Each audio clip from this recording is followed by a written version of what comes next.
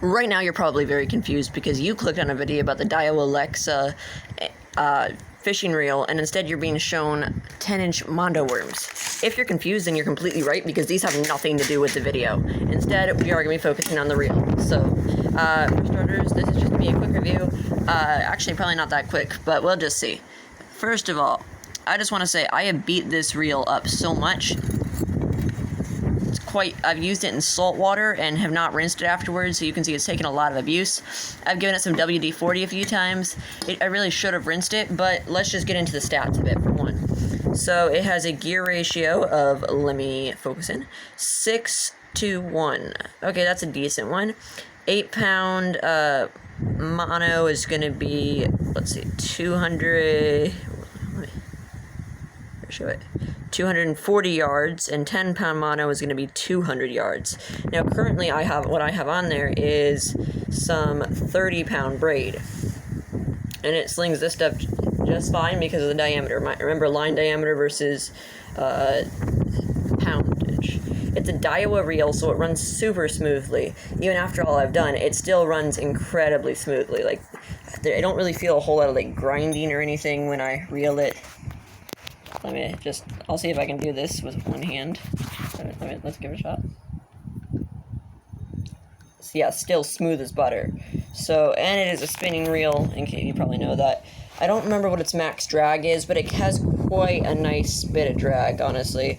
It's ambi, so you can switch it out to either side. It's got this little switch on the front that most reels have, where it then makes it so it can go either way.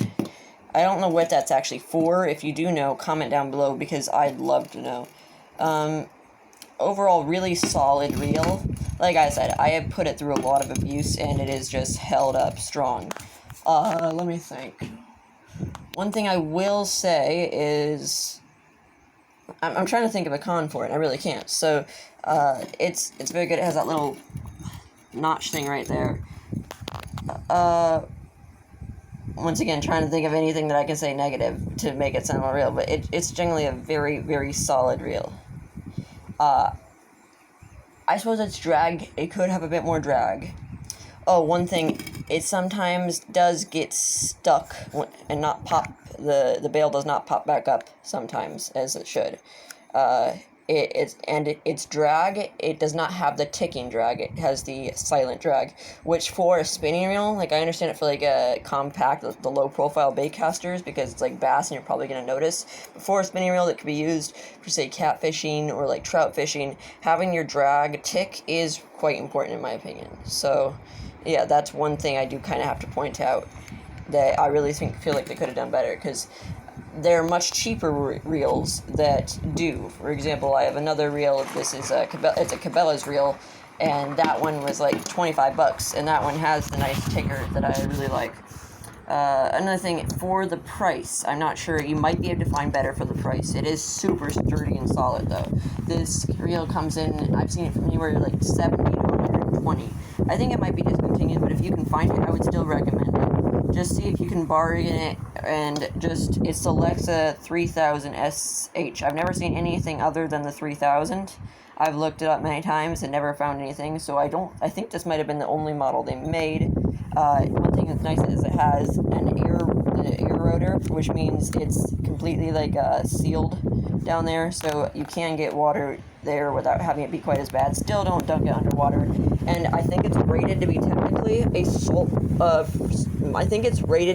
saltwater, but I would consider this to be a freshwater reel. So that's just something I gotta say, because I wouldn't consider this to be a saltwater reel. I'm not sure any 3000 size would be considered saltwater, but it's great for freshwater. And I mean, I've done thousands of casts on this, caught many fish, and it is just held up really well. So that's all I can say about the Diawa. I would completely recommend purchasing it. Its durability, I give it a 10 out of 10. It is held up. One thing is, I just have to say that if you nick the, I don't know, the top of the spool, I guess, the line as it's unraveling will get caught, which can be kind of annoying to have to undo that. but I'm pretty sure that's just with any reel with time. So pay attention, treat it well, and you will not regret buying this. Thank you for watching. If you enjoyed this, please subscribe and go check out my other reel review videos, which are coming out. Thank you so much for watching, and have a great day. Hand Axe and Satchel signing off.